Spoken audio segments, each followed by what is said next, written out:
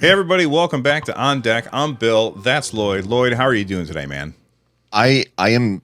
You can't tell because I have color correction on because I because of my weird light setup that I have. But I am pink. I am completely pink on most of my body. It was Canada Day. July 1st is Canada Day. So I spent the last 2 days outside eating barbecue, sitting in the sun. It was supposed to be overcast and rainy for the last couple days. It was not. It was beautiful summer days. Went to the lake, my buddy's cabin, spent some time there. There really is no beach anymore because we've had so much rain. The lake is so full that it's wiped out the whole beach area. So I didn't spend any time at the beach, but I spent so much time outside, so much time eating great barbecue, so much time doing all the stuff that you're going to be doing probably tomorrow for 4th of July, Bill. Absolutely. My daughter and her boyfriend and my grandson are coming up. My dad's coming over. My mom's coming over. We're all going to hang out and eat way too much food. And I'm really looking forward to it. And that means today after the show, I got to do some cleaning because we're going to have a bunch of people over. But before we get started on the show, I do want to say a quick thank you to our members, yes, our members, but also the people who send in super chats or super thanks like ES and Anthony Talcott. Really do appreciate you guys supporting the show. We do appreciate that, and of course our members and to let's see, Nintendude 794 and Trouble for sending us codes to share with all of you. If you're one of the very first people here watching the show, thank you for watching the show. And as a thank you, we have codes that will show up sometime during the show as a thank you. All right. Lloyd, before we get to what we've been playing, which is usually what we start, I wanted to pose a question to everybody who's watching this and to you and give us a quick little discussion jumping off point. When you play games on the deck, do you shut off the game before you shut off the deck, or do you just simply hit the power button? I want to know what you do. And then everybody who's watching this over on the YouTube channel, leave a comment so that we can talk about this. What do you do, Lloyd? Sure. First thing I do, if it's a game that allows it, is I save the game. So, for example, Final Fantasy VII that I'm playing a lot. If I have to put my Steam Deck away, my machine away, I go to the menu, I go to save, I exit that menu, and then I just hit the power button. I rarely exit the game unless it's a game that doesn't do the cloud save thing properly and I want to play it on my PC. Then I'm forced to go back to my Steam Deck, turn off the game, wait for the cloud save to upload, and then I can start it up on my PC. Granted, I've only run into that once or twice, and it was very early in the Steam Deck's life. It looks like a lot of developers are switching over to kind of the new cloud save way of doing things. So it's uploading those kind of deltas of your save file instead of just waiting for the game to be closed. Really like that. But yeah, long answer to a short question. I save my game and then I hit the power button. How about you? Well, for me, it again depends on the game, which it's too bad that we have to use some brain space for this, that we have to think about, okay, with this game, I'm going to do this, and with that game, I'm going to do that. So like with, say, Monster Hunter, I know that anytime that I've just shut off the Steam Deck and come back to it, it always tells me, hey, there's a communication issue because it's an online-ish kind of game. And so with that one, I always shut it down before I shut off the Steam Deck. But like with Ninja Turtles, I never did it. I did that. I would just pause the game and shut off the Steam Deck, kind of like I did with the Nintendo Switch. So it depends on the game, but I know that there's a lot of people out there that probably they just want to play it safe. And so I'm guessing that they always shut it all the way down. And honestly, when I first got the Steam Deck, that's what I always did. I always shut the game all the way down before powering down the Steam Deck. But now I treat it more like the Nintendo Switch, with the exception of certain games. And the same thing happens on my Xbox, because some games you can just put into what do they call that mode on the Xbox where you can have multiple games running at the same time? Yeah, what do they call? I think it's just like a suspend mode. I don't know if it has a fancy name or anything. It does have a but fancy name, but I can't remember what it is. But there's a lot of games where the suspend mode doesn't work Well, I mean, it works, but then when you go to turn the game back on, it's like, we lost connection to the servers and we have to start the game anyway. And that drives me crazy.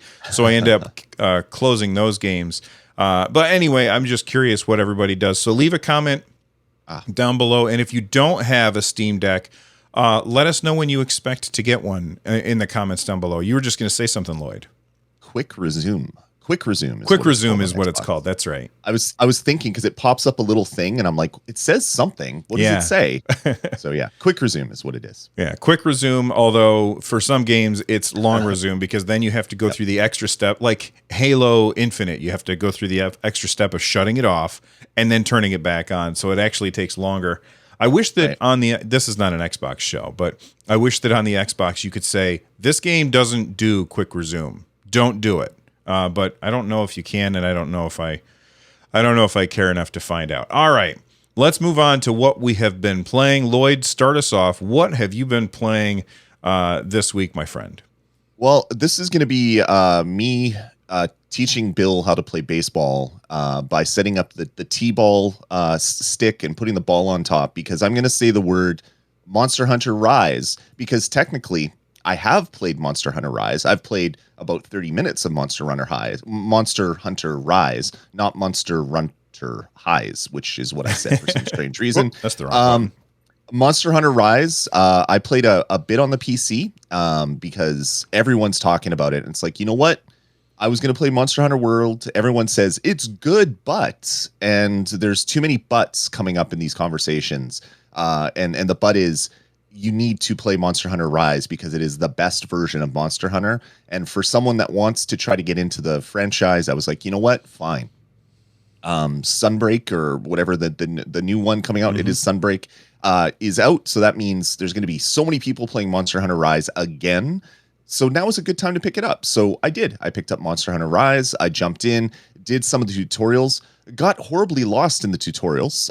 There's at one point it says, go to the, what is it? The Adventurers Hangout. And I'm like, okay.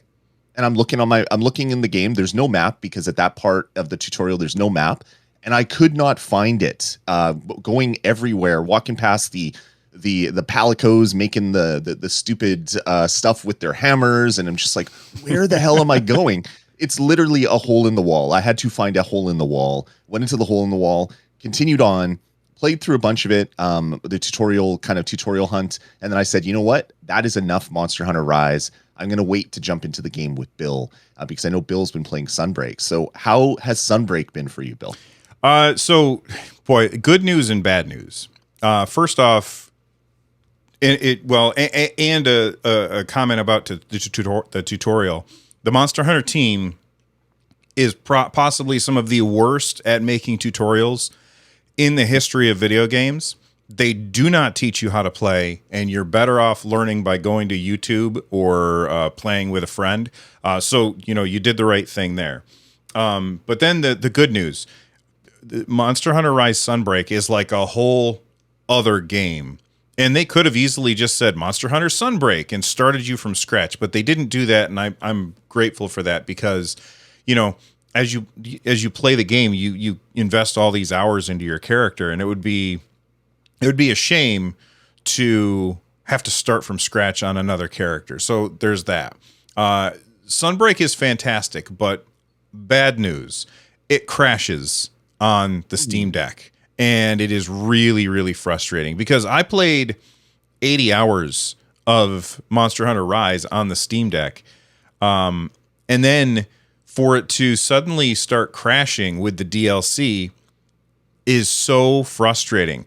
It plays wonderfully on my PC, and I'm going to keep playing it because I love that game. But playing it on the Steam Deck is a no-go because what happens is I get into the game and I take a quest, I go, and as soon as and it doesn't happen every time. It's so fickle, but as soon as I enter into combat, the whole game just freezes and nothing moves. And that is incredibly frustrating to have happen. So then I end up, I hit the Steam button, I close the game down, I open it back up, same thing happens again. I go through everything, do it again, doesn't happen for some reason. I have no idea Like I've tried the different protons. I've tried setting the resolution. No matter what I do, the game will sometimes freeze. And when like you work tech support, Lloyd, you know that when something happens intermittently, it's incredibly difficult to diagnose. Right. I've reached out to Capcom about this. I've heard nothing back. I did do like a web search, and I've seen other people complaining about the same thing. So if you're a huge Monster Hunter Rise fan and you have another place to play it, then pick it up because it's just fantastic. But if you are only able to play on your Steam Deck, then I would say don't pick the game up yet because you're going to enter into a whole bunch of frustration. But overall, I love the game. Awesome. I was impressed because it's a pretty beefy game. Like it requires some horsepower when you get into some of the hunts and things like that. And just almost stock right out of the box, you can have it running at like 8.5 watts on the Steam Deck. It's without doing too much monkeying. I went in and I dropped the resolution and made sure FSR was on and did all the kind of fun little tweaky things that I do. And I was able to get it really low. But even just going to normal, it goes between like 8.5 watts to like 11.5 watts, depending on what's happening on screen, which I was pretty impressed at, knowing when the game first came out and people are like, oh, I have to upgrade my video card. It's not running properly to get Monster Hunter Rise running on their PC, even though it can support lower resolutions, of course, but they want like the biggest, best and best looking version of that game. I was pretty impressed out of the box that it's not using as much power as some of the Unity games that are just like 2D Metroidvanias that are using like 16 watts because they're not using the power properly. Yeah, the RE engine, which is what this is built on, the Resident Evil engine, is really impressive. And it just occurs to me, you are able to play on the Steam Deck because you're playing the older stuff. It's only the newer stuff that's not working. So you've got dozens of hours that you're going to be able to put into the game on the Steam Deck until you can't. Hopefully they'll get that fixed sooner rather than later, because this is my favorite place to play is on the Steam Deck, and right now I can't play it on the Steam Deck, so I'm trapped here at this desk if I want to play Monster Hunter. But that's okay. There's plenty of other games to play. What else have you been playing, Lloyd? It's going to sound like a broken record, but I'm neck deep in Final Fantasy VII Remake. I just completed chapter 14. I think there's 18 or 19 chapters. I did a quick Google search. How many chapters? And I think there's 18 or 19. So I'm getting near the end. But from what I understand, when you get near the end, there's the chapters aren't the same chunk of time between each of them. So I know that I'm maybe 2 hours or not 2 hours. I'm 20 hours in. There's probably another 20 hours of gameplay before I'm satisfied with this game. I am absolutely loving this game. Playing it on the Steam Deck it's a dream. Like, it brings me back to the days of the PSP and playing Crisis Core Final Fantasy VII on my PSP and just being like, I'm playing Final Fantasy VII portably. This is amazing. Fast forward 20 years and I'm doing the same thing, except playing actual Final Fantasy VII, or 1/3 of it, on the Steam Deck. Loving it. Absolutely loving it. It is such a great game, and I'm going to be playing this game until I complete it. And then I'm probably going to play it again on hard mode to get like all of the enemy attacks that you can absorb with the enemy status materia or whatever it's called. So you can absorb their attacks and use them. There's a bunch of other things that you can get. So I'm probably going to play this game multiple times over and over. I am really, really loving it. And I'm at a part right now where Barrett is kind of the main character through the game, and I love him in this game. He is so over the top and ridiculous, and I laugh out loud multiple times playing through the game. So yeah, Final Fantasy VII Remake, I know, broken record, but man, that game is so damn good. I will say that I love that he's afraid of heights. Yes, it's good. My favorite part of Barrett is when you just have him, or if he's the active person and you just hold down the button to do like your gun attack and you kill a bunch of enemies, and then at the end he's like, da, da, da, da, da, da, da, da, da. And I'm like, yes, thank you, Barrett. You are the best. You are the best. I love Final Fantasy VII Remake so much. Well, speaking of Final Fantasy, I have been playing Final Fantasy 12. It's on part of the Steam summer sale, so you can pick it up for $25 right now. I had already played Final Fantasy 12. I never finished it, but I had played it before, and it's a really, really good game. It's got a really strange, if you've never played Final Fantasy 12, basically what they did is they give you control of your full party, and your full party, it's very much like if you're playing an MMO, but when you play an MMO, you're generally only controlling one person. So how do you deal with controlling everybody else? Well, they have what's called the Gambit system, and they essentially directly lifted the Gambit system from Final Fantasy IV, and it was how the enemy AI would do things, and then they just pasted it in and said, we're going to give you, the player, the ability to control how the rest of your party interacts during combat with this Gambit system. So you have this AI scripting that you can do. You go in and you're like, okay, attack whoever my party leader is attacking, unless somebody gets below 70% health, in which case throw a potion at them. And so you have all of these rules that you can apply to your team, and it's really, really cool. And part of the progress, you might be like, well, doesn't that take away from the playing of the game? No, because at any time you can hit the A button and then say, oh, actually do this right now instead. So you have these rules that you set up, and then you play the game, and anytime you need to improvise, you can do that on the fly. And then as you play the game, you unlock new rules to add to the Gambit system. So at first, you won't have the ability to automatically target somebody who's been poisoned and hit them with, whatever clears poison, like a cure, not cure. Well, I can't remember what it is, but hit them with something that clears that poison off. I think it's in Suna, if I'm remembering correctly, which I'm probably not.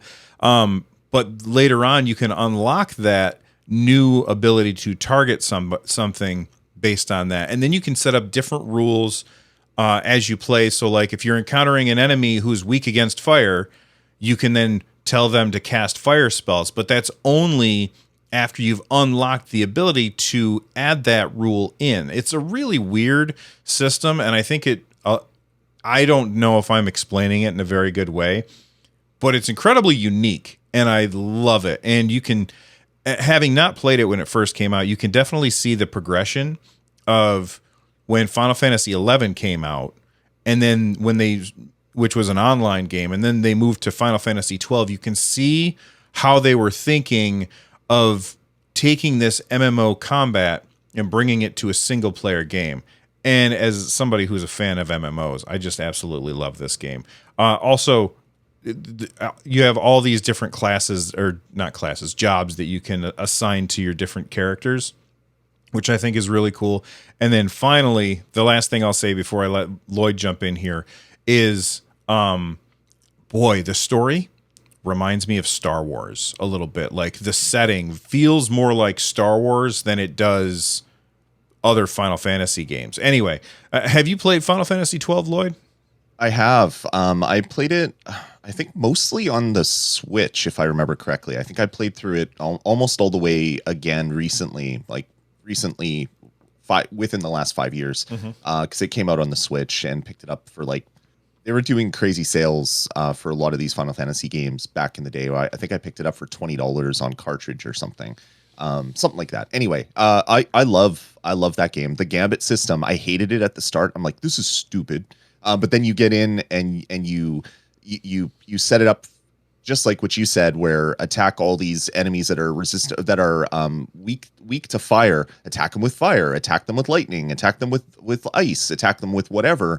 And all of a sudden the game opens up that way. It's like, oh my god, my party is getting rid of the kind of fodder, and then I'm focusing manually more on the main guy in this attack, and it becomes a game within a game within a game. I really, really loved it, and I'll probably have to pick it up on Steam at some point so I can replay it on my PC or on my Steam Deck, because it is a really fun game and it doesn't get a lot of love. I think Final Fantasy 12, because of the way the game starts and it takes you like 17 hours to get into kind of like the start of the game. There was a lot of hate for it at launch. So yeah, I do want to replay it, and it's good to hear that it plays really well on Steam Deck. It does play really well, and I really like the fact that you can hit the left bumper and like make the game go faster, because this game was made, boy, Japanese development or games often, I feel like they don't respect the player's time very much, and so they will be like, sure, we've got 7 million hours in order to beat this game.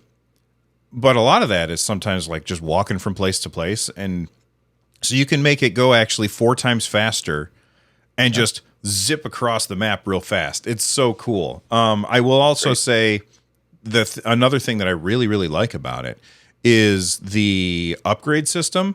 So basically you go into your character, and then you have like almost like a chessboard where you put your points in, and unlocking this spot gives you the ability to unlock the spots that are around it, and you kind of make your way across this chessboard. And then you have multi-classing coming in later. It's just every playthrough, I feel like, or every different person's playthrough, they're going to have very, very different decisions that they made, and I always like it when player choice really matters in these kind of games. So that's probably the one that I played the most this week, since Monster Hunter Rise Sunbreak keeps crashing on the Steam Deck. What else have you been playing, Lloyd? Well, just a couple things. We talked a little bit about Project Warlock 2 last week. I just called it Project Warlock, but it's Project Warlock 2. It's the new version. I also own Project Warlock, but that's an older game. That's the one that I bought on your, like, because that's the one that you had mentioned, and so I bought that one, and that's the one that I've been playing. That's the one that's like $3 right now. So at least that didn't cost you too much money, which is good. It's good.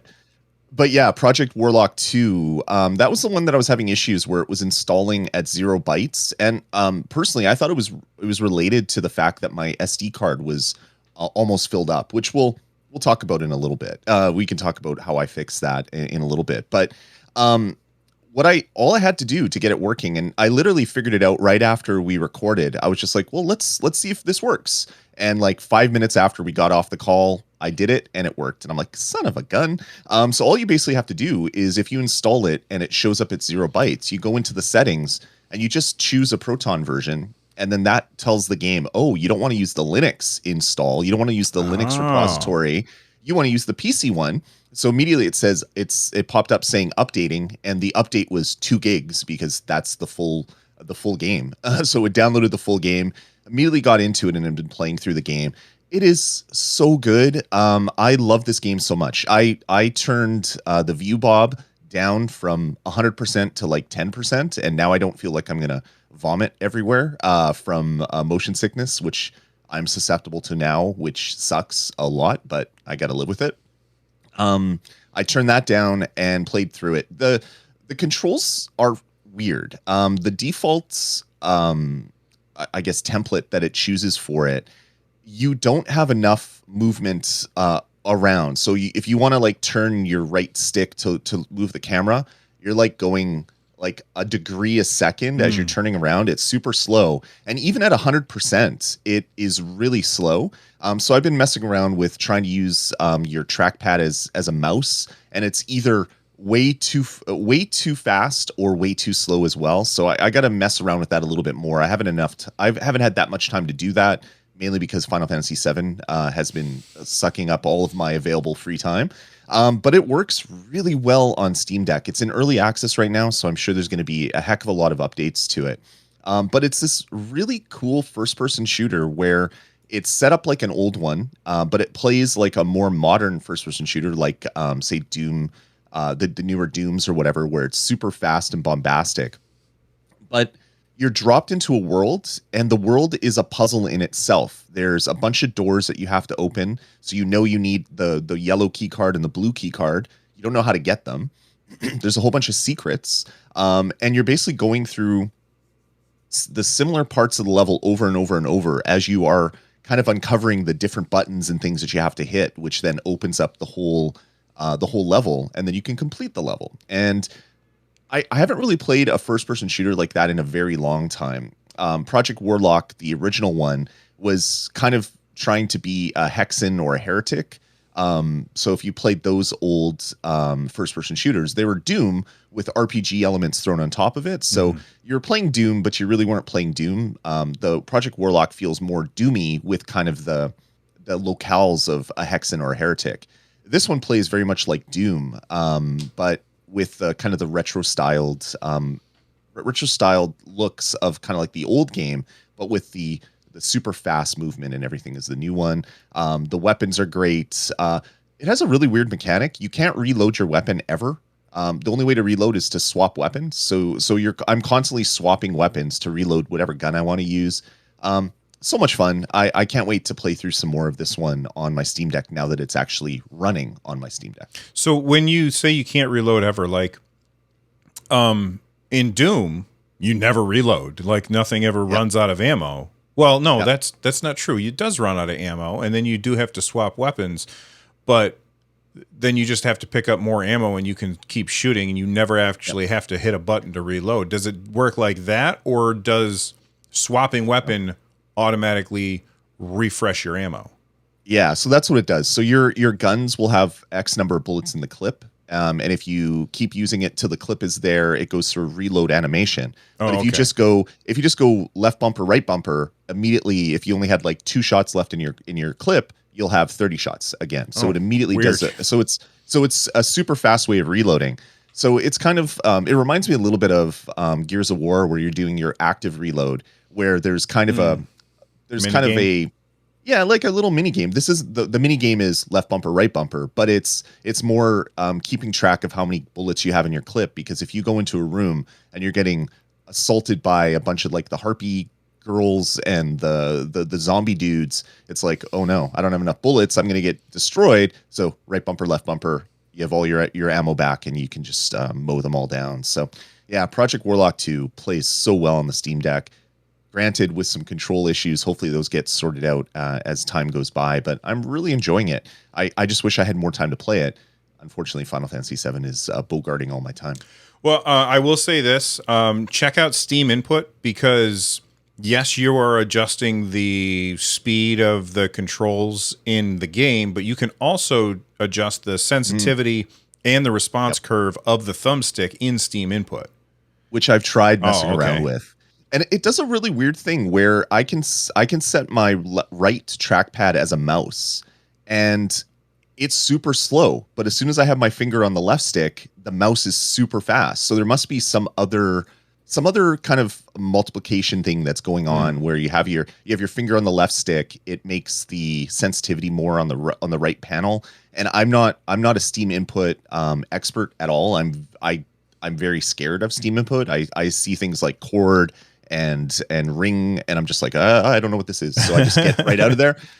So there must be something that I'm missing, and granted, I haven't had enough time to really dig through it. So that's kind of the nice thing about Steam Input on the Steam Deck is if what you want to do isn't there, you can probably make it happen somehow using all the crazy modifiers and things that you can do for each of the buttons and things like that. So this is just me needing more time to get in there and mess around with it. But even out of like when it's stock and you take your controller camera input and you put it from 10% all the way to 100%, it kind of works even without messing around with the Steam Input stuff. So I'm enjoying Project Warlock 2 a lot on Steam Deck. That's awesome. I picked up, and I'm going to recommend everybody pick these up because it's $2.75 for this bundle. This bundle is called the Arcade Score Chaser Bundle, and it's just a bunch of extremely simple games. It's on sale for 20% off, right, or 72% off right now. So usually this bundle is $10. For like these 1, 2, 3, 4, 5, 6, 8 games. Like they're already really cheap games, and they're already on sale, and they're on sale for even cheaper. Right. But I bought this bundle mostly because of Ding Dong XL, which sounds stupid. Normally Yes. it's a 99-cent game. It's on sale for 50 cents right now, but I figured why not get the bundle? It's such a simple and awesome gameplay loop. You Mhm. control this object, and all you have to do, you have one button. You push A, and it sends that object across the screen to the other side, vertically. There are objects that are moving left and right that you have to either avoid if they're bad things or hit if they're good things. And your job is to get across the screen as many times as you can to get the highest possible score. And it's incredibly fun. I did do a Steam input thing where if I hit the A button, it will just send it. But if I hold the A button, it will do the turbo, so it will send it as fast as possible. So if I see something coming and I'm like, I think I could bounce off and get across real quick, I just hold down the A button and it will send it as soon as it hits to the end. This game is just awesome, and it's 50 cents, and it's never expensive. So if you don't want to get it right now, that's fine. It'll only ever be $1 at most. But get the whole bundle because you got all these super simple, addictive gameplay loop games. They take up almost no space on your Steam Deck. These games will always be installed on my Steam Deck. And anytime I feel like just trying to go for a high score, I'm going to fire up one of these things because they're just so fun. I know that you played Ding Dong XL. Have you played any of the other games in the bundle? I have not. I didn't realize that this was a series of games. I played Ding Dong XL when it came to Switch, and it was kind of like I think it was like $1 or less than $5. I think it was $1 on Switch actually. Picked it up because I mean it's $1. Why not? And spent many hours playing Ding Dong XL trying to get a high score. It is a really good game. It looks like they've added a lot to it since I've last played it. So I want to get in and check that stuff out. Yeah, what a great deal for this really simple game bundle because they're all different, but they're all like crazy addictive and high score chasing. So for whatever it is, like $3, you can get a bunch of games and have some good times on your Steam Deck. Yeah, there's another one that I had played that's in the bundle that I had never played before, and that's called Righty Tighty. And basically the way that works is you control like a little white orb, which can only turn right. Like you have one button, you can turn right with a 90-degree turn. And you have objects moving across the screen. And if they're a color object, then you have to avoid them. If it's a white object, then you have to pick it up and then drop it off in this little moving circle. So basically, you just keep moving around, clockwise, and I'm going counterclockwise because my camera's reversed. You keep moving around clockwise to avoid things and pick up the things that you're looking for. It's just, these games are so simple and super cheap that I think every single person who has a Steam Deck should pick one of these up because they're so awesome. What else have you been playing, Lloyd?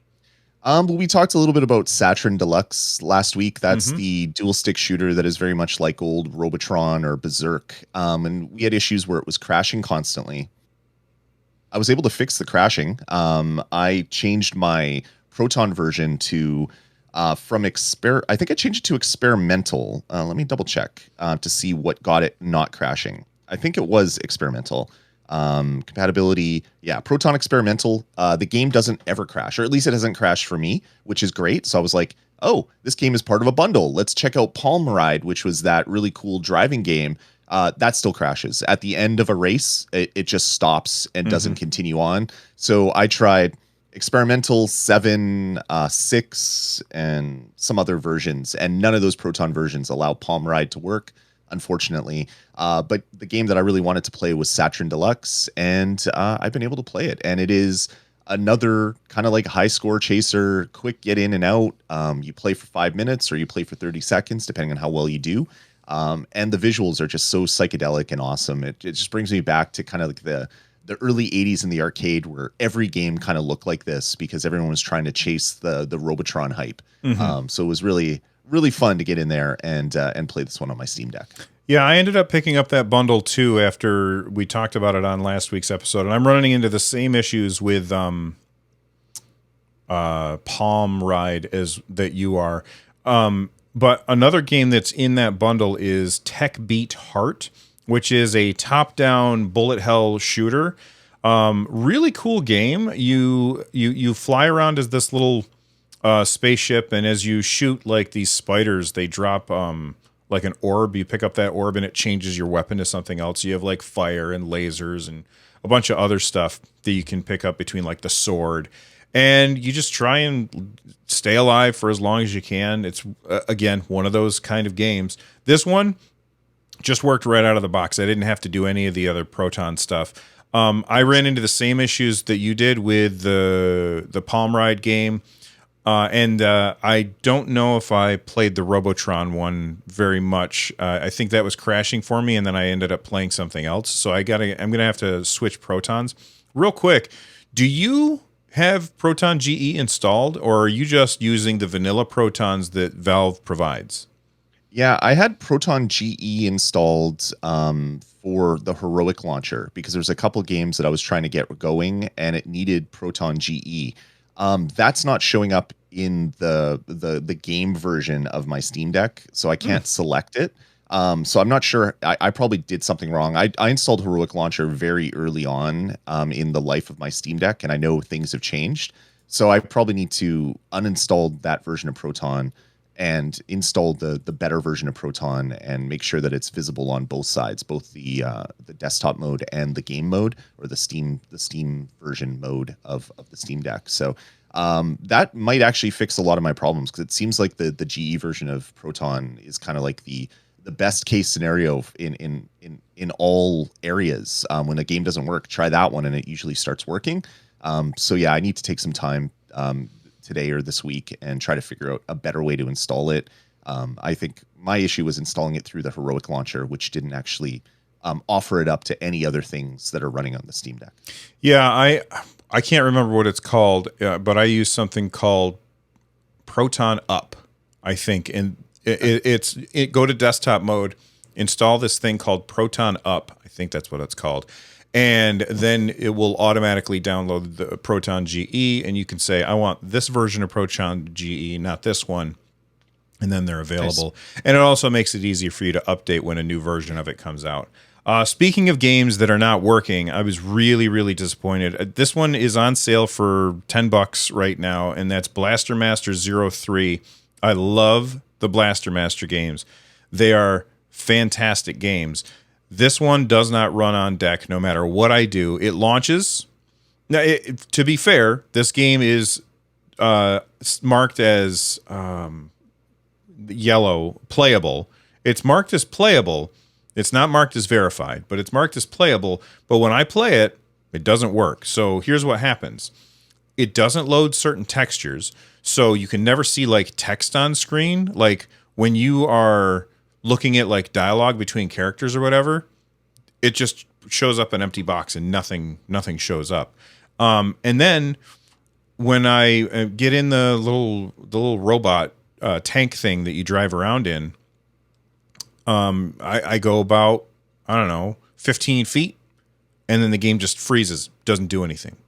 And I have annoying. No idea what to do. I've tried all the different Protons that you can. Well, I've tried a bunch of different ones. I don't know if I've tried them all, but it just doesn't work. So Blaster Master 03 does not work on Steam Deck for me, and that is really, really disappointing, even though it's marked as playable. Now, when you look at why it's marked as playable, it says it doesn't support the Steam Deck's native display resolution and may experience degraded performance.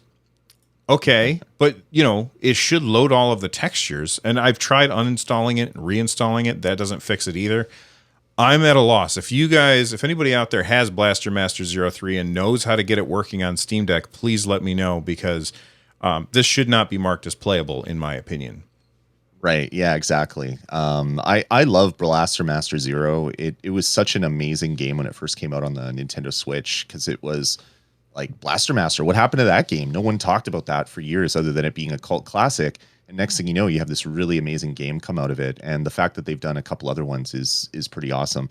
While you were talking, I did a quick search in desktop mode, and it looks like Proton Up -QT is the name of the app. So it's already installed. I just haven't been using it. So I'll be doing that after the show to try to get the right version of Proton installed so I can try some other things to get these games running better. Yeah. All right. Last week, actually, before we go any further, I just want to let everybody know that I posted a video as Lloyd and I are talking about this. It's the 3rd. I posted a video this morning of this dock. It's a review of the.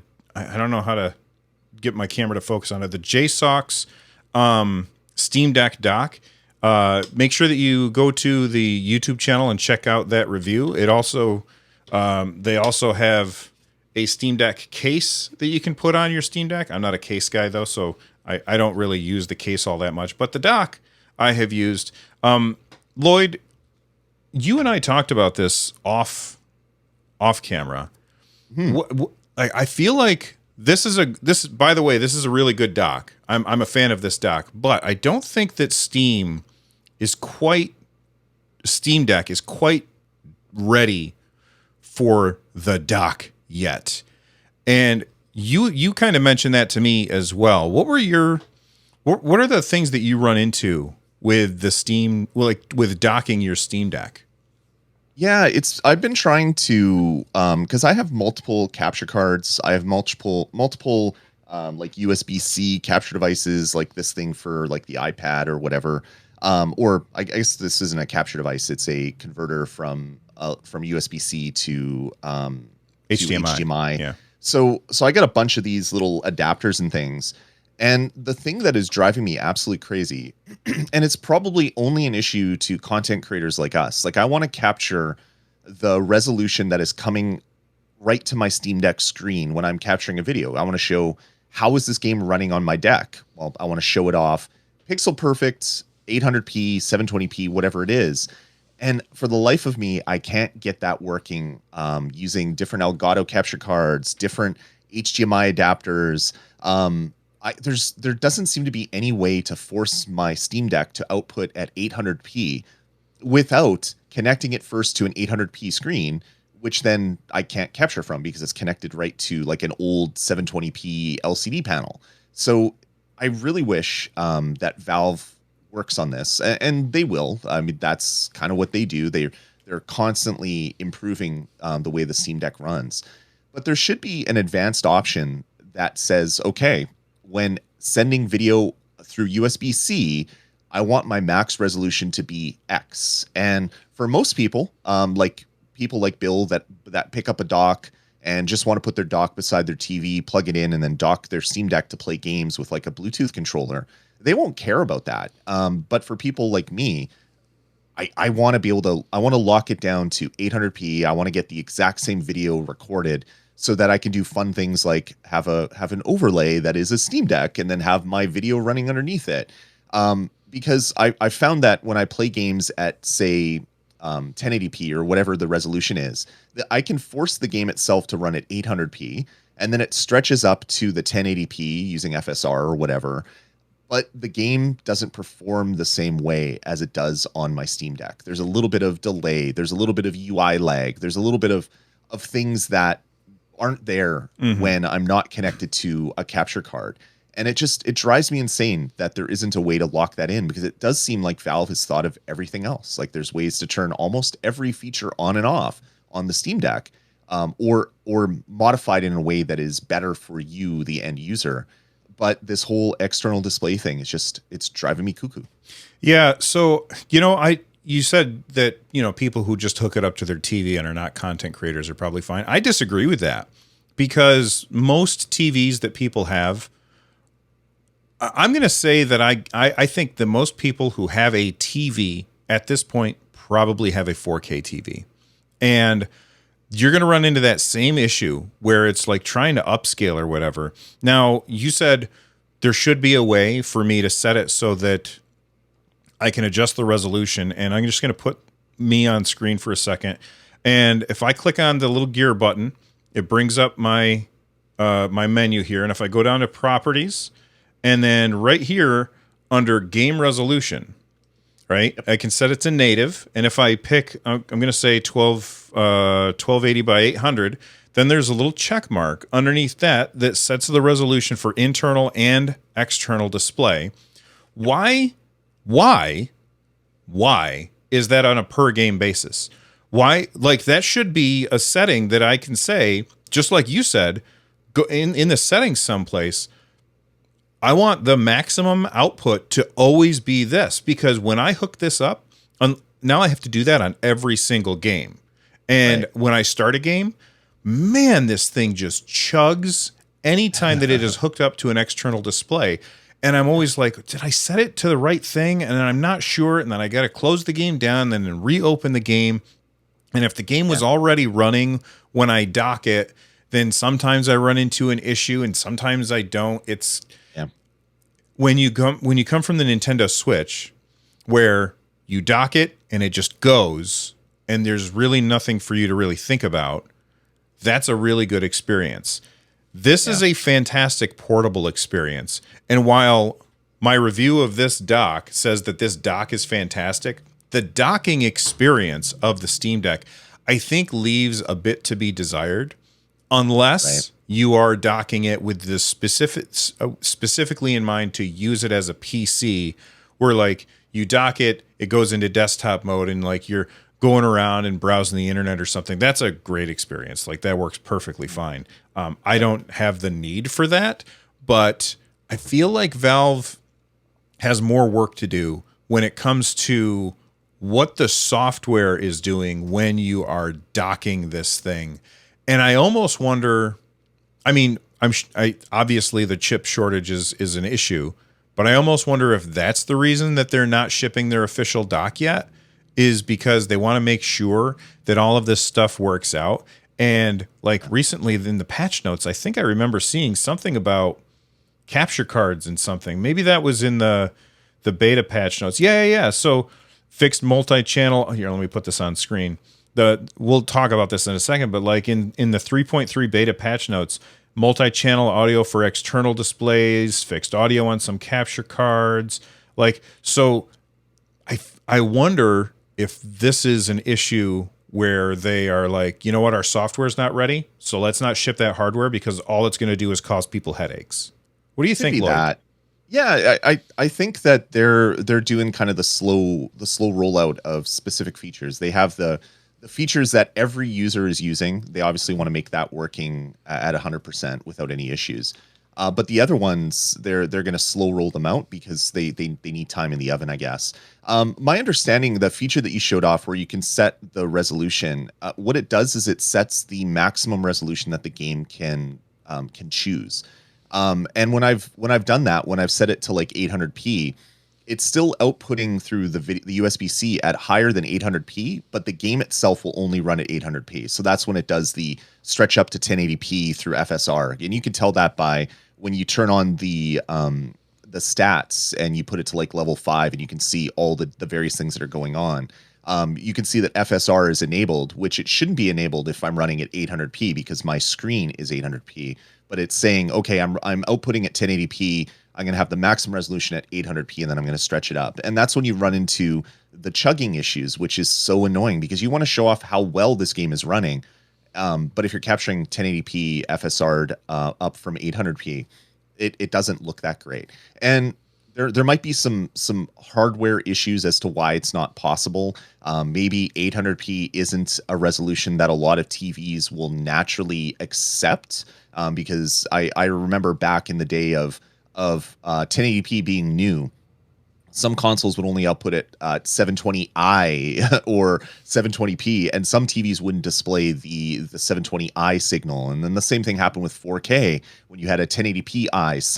Some consoles wouldn't display on all TVs, and because of the weird video resolution stuff that's happening. So maybe there's a hardware issue, and I'm not a hardware guy from that side of things. Like I don't mess around with changing your what is it, the HDMI connection protocol. You can actually get a little device you sit somewhere in the chain, and it will force whatever HDMI resolution is being asked, or because your device will query and then it will receive a response. It just sends, yep, max I can do is 720p, and it does that for both sides. So there's all these other like crazy workarounds, but it'd be really nice if I could just do it like on my actual Steam Deck and have it display and capture the proper way.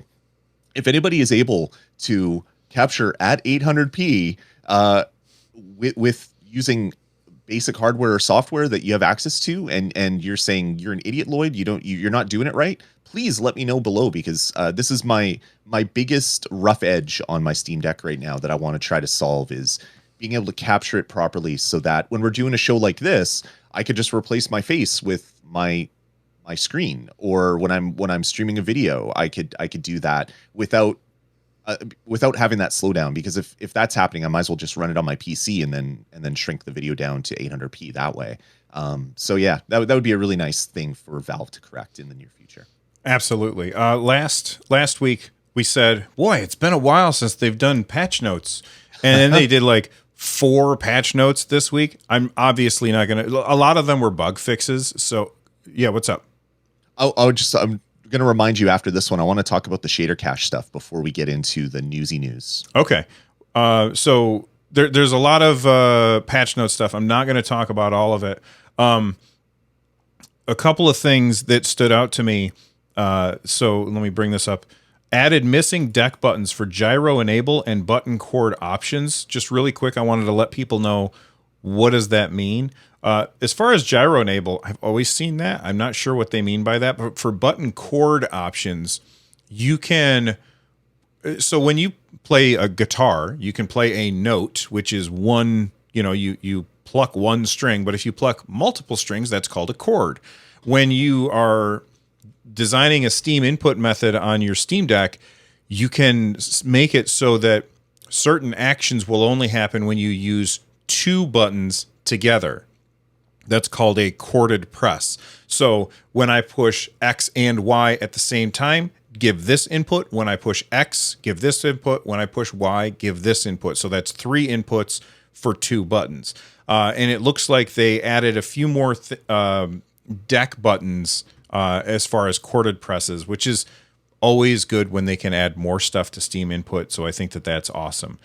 Then they also said that these features also require you to be running Steam OS beta. You can opt into this using the update channel, which we've talked about before. And then we have Steam OS 3.3. Again, lots of like, new keyboards and stuff for different countries, which is awesome, and lots of bug fixes. They did bring back the what was that thing where we talked about it last time, where you couldn't adjust the brightness of the screen automatically. They brought that back, so it looks like that is fixed. And they fixed some external display stuff, which again makes me think that that's the reason why we don't have an official Steam Deck dock yet, but maybe I'm wrong about that. Feel free to disagree with me in the comments, if for no other reason than for the algorithm. Anything here jump out, or do you want to jump into your comment about the thing that you wanted to say? Shader cache. Yeah. Thank you. The one thing that I really like is add in the built-in controller driver that takes effect when Steam isn't running in desktop mode. Because I've had some issues in desktop mode where, for some reason, Steam stops responding, and then I can't do anything. Like there's like no button presses do anything. So to have a built-in fallback driver is really nice. I don't know if that would solve it in that instance, but having Steam have to be active for you to use the controls for the most part has always been kind of weird, because you start desktop mode and then your controls work and then they don't for a period of time, and then they start working again as Steam drops out and then loads it back in. Mm-hmm. So that's really cool to see that they're doing that. And again, to me, as we talked about last episode or the episode before, it is really weird having an OS beta and a Steam client beta, and having requirements of one beta for the other and all this other stuff. Support's going to be hell for their support team. Thank you for doing all this for us, though, and making it work better. Yeah, absolutely. All right, let's talk about your shader cache thing, because I know that you wanted to talk about that a little bit. Yeah, so this has been people have been talking about doing this since the Steam Deck first launched. And for me, I bought a 64 gig Steam Deck. I should have bought the 256. I wasn't sure if I really wanted one, so I was just like, I'm just going to get the cheap one, assuming that I could upgrade down the road. Obviously not the case, yada, yada, yada. Fast forward to today. I constantly. If I install a game, I get a low space notification because I have no more space on my internal drive. I have less than a gigabyte, or I had less than a gigabyte available on my internal drive, because when you install a game, it installs to your SD card, but it downloads the compat data, which is like all the stuff that allows it to run um, on like the Windows emulation thing or the Windows translation thing. All those little stubs and little bits of code get downloaded, and they can be up to like a gigabyte for some games of stuff that allows the game to run. And then there's also the shader cache, which downloads little bits of data, little compiled versions of your shaders automatically for your games. Those two folders, the compat data and the shader cache, for me, were taking up 30 gigabytes on my internal drive, which was very small to begin with. So to fix that, all I did was make a folder on my SD card called shader cache, or caches, or whatever I called it. I took the two folders that are in home /home/deck /.steam/steam/steam apps. You don't have to remember that. There's Bill can put a link to this on YouTube, or we can talk about where I found it, which was on Reddit. There's two specific folders in that area: compat data and shader cache. I dragged both of those to my SD card using desktop mode. It said, what do you want to do? Do you want to copy or move? I said move. So what it did is it took all that 30 plus gigabytes of data and it moved it from my internal memory to the SD card. And then all you do is, once that move has happened, you take those folders and you drag them back to their original location. But instead of selecting copy or move, you choose link, which creates a symlink, which is something that Linux uses, where you can make a fake version of a thing that acts like the real version, but it actually is just a pointer to where it really exists. So Steam OS is writing to the internal shader cache folder, but it really is located on my SD card. So there is limitations there. People say that, oh, your games could be slower. I've never run into any issue. No one that I know that has done this has run into any issue. But if you ever take out your SD card and put another SD card in, nothing that you have installed on your Steam Deck will work, because your shader cache folder is now on your SD card. So this is definitely a temporary fix until Valve implements something more permanent.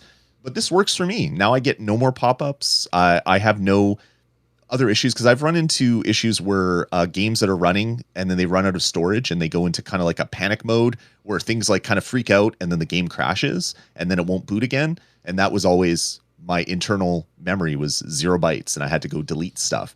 Now that means I can install different versions of Proton, because I don't run out of space anymore for Proton, which is installed on my internal drive. It's made things so much nicer, but I really wish there was an official way to do it, so that if I ever remove my SD card, even if I have a game installed on my internal drive of my Steam Deck, without that SD card, that game won't run, because it's looking on the SD card for places, or for files. Okay. I have an idea, and I don't know if this would work.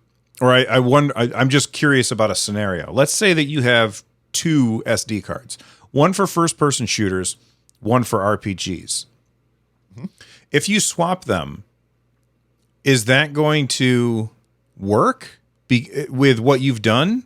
Or do you know what I mean? Yeah, I know what you mean. I haven't played around with it, but what my understanding is Steam looks for this folder and it expects data for every game that you have installed in the Steam client in this folder. And if it can't find one of the games because it's a first-person shooter, but you have your RPG SD card in, if you try to start that game, it's going to cause some issues. But your RPG should still work, I believe. Okay. But if you have something installed to your internal drive, you have to then have those files on both SD cards, and that becomes kind of like a nightmare of file management. Oh yeah, like that. So hopefully in the near future, Steam will fix it. My two complaints with Steam Deck is shader cache not being able to be officially moved to the SD card or stored somewhere else, compat data and shader cache not being movable, and also the output stuff. 800p lockdown only does that resolution. Those two things being fixed would make the Steam Deck just like the perfect device. All the rough edges for me personally would be completely gone. So hopefully Valve's working on that. But this is a nice workaround for the interim until an official a solution comes for this. All right, let's move on to the news. And oh man, this is Q2 is done. If you're a Q2 person, you've got your Steam Deck by now. Q3 is shipping, and this is really, really good news. They are increasing, like they are more than doubling the amount they are shipping, excuse me, every single week. Now, how are they suddenly able to do this? This is going to cause some controversy, I think. And boy, I'm not sure how I feel about this. I mean, first off, it doesn't affect me. I already have my Steam Deck. It doesn't affect Lloyd. He already has his Steam Deck. So maybe we're not the people to talk about this because we're unaffected. But here's the thing. In order to make more Steam Decks, they need to get the parts from different suppliers. And some of those suppliers will be giving you NVMe drives that have 4 lanes, and some of those part suppliers will have NVMe drives with only 2 lanes. And Valve has said that outside of extreme cases, you shouldn't notice any difference. Now, I have absolutely zero reason not to trust Valve on this. If they say that that's true, then that's probably true because they don't want to open themselves up to a lawsuit by saying something that's not true.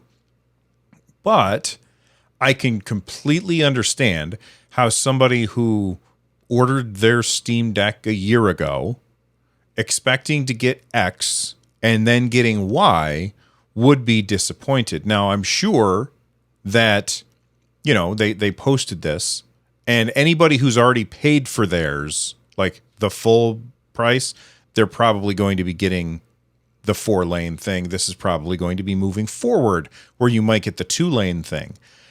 Right. And Lloyd, how do you feel about this idea that the SSD could be different for different people? Yeah, I don't know. I don't have enough data to really comment on what the real world implications are, but for Valve to come out and say this won't really affect people because it's the X2 version is as fast as you need to load and save games, similar to the internal the standard internal drive that other people would have. So if they have an X4 or whatever, or your SD card. So if you're already running an SD card and loading games from it, that's going to be slower than the X2. So you're not going to have any slowdown compared to what you're already used to. I want to take Valve's word at face value because they've done the tests and they've been completely honest to us right from the start. So I don't think there's any they're not trying to be dirty here by doing it. They're just facing realities. They're having issues getting a component, so they're using this other component, which we've seen with fans. They've used multiple types of fans. They've used, I think there was one other device or one other component that was different between Steam Decks, but maybe I'm remembering incorrectly. But I know for sure the fans and in this, it's probably not going to make any difference. But you know, there's going to be the people that get their Steam Deck in the next week or month or whatever, and they're like, "Oh, I got the crappy internal drive. Well, I'm going to complain to Valve, or I'm going to contact iFixit to get the right one." Yeah, I don't know. It's a hard thing to comment on.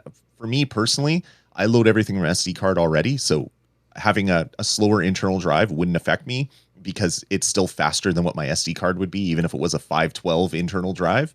But you know, this is gonna, I don't know, chafe some of the people out there that do get the other component. But you're pretty much gonna have to like open it up to see which one you have. Yeah. So if you're already doing that, well, then just put a better one in. If you've already ripped your device apart to look at what's inside of it. Yeah, there's a quote here. They say SSD performance is currently gated by factors not related to PCIe bandwidth. This is from Lawrence Yang. In extremely uncommon cases, differences in read-write speed caps may minimally impact file transfer speed, but OS performance, loading times, and game performance, the game responsiveness are identical between the X2 and X4 drives. So essentially what he's saying is, listen, we're not using the 4 lanes.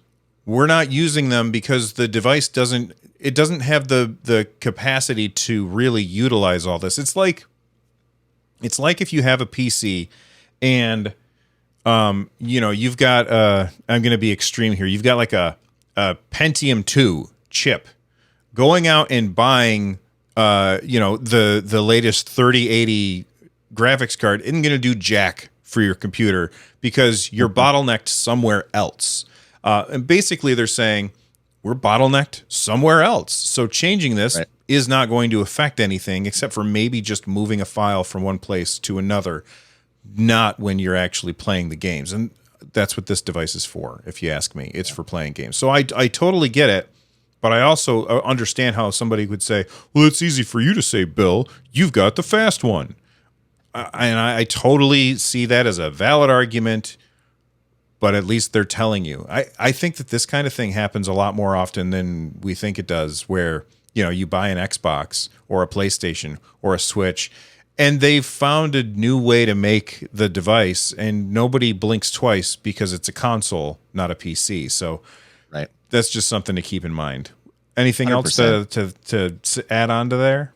Yeah, I think of this as the same way as, say, if you bought a car. Say me and you bought the same car from the store, and your car, your speedometer, the graphics on your speedometer go up to 300 miles an hour. And for me, my graphics on my speedometer go up to 180 kilometers an hour, which is like 120 miles an hour or whatever the conversion is. Our cars go the exact same. It just looks like yours can go faster, but it really will never get up to that speed. And that's kind of what this is, right? It's you're never going to get full usage out of the X4, maybe in the future, but it seems like there's other limiting factors. So it could be the bandwidth going to and from the SoC. They say that their PCIe bandwidth isn't the limiting, but there's other buses on the device that is using and accessing that data. So maybe it's the pipes into the SoC. Maybe they can only go so fast. So even if you could push more data at it, they're just going to say, whoa, slow down, big guy. We got to go slow here. We got to do this right. If you're not going to see the performance difference, it doesn't matter. There are going to be people that are going to complain, and that's just the reality of things. And it does suck for those people that are really, really angry when something isn't 100% perfect on their new device. I get that. I'm just complaining at my 64 gig one, which isn't perfect yet. So I understand the complaining thing, but hopefully this won't be a big issue for many people. You reminded me real quick of Spinal Tap, that going up to 11. Goes to 11, yeah. Goes to 11. Well, one more, isn't it? Yeah, well, speaking of things that don't go to 11, the Steam Summer Sale is going to be over on the 7th. So this episode's probably going to come out on the 5th. So as you watch this, the Steam Summer Sale will have 2 more days. I want to know, what games have you guys been picking up? Let us know in the comments. I want to know what are the best deals out there. I got a lot of stuff on the Steam Summer Sale, and I did not spend very much money, and I'm super happy about it. So let us know. This episode was very heavy on talking about different games and stuff because we had so many new games to talk about because of the Steam Summer Sale. But anything that you want to add before we get out of here, Lloyd?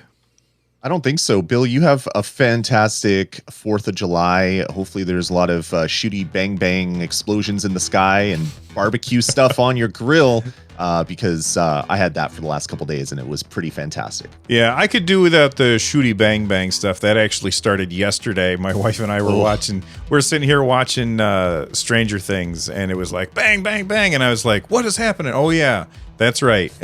People are crazy. But that's it for today's episode of On Deck. Thank you guys for hanging out with us. We will see you guys next time. Stay awesome, everybody.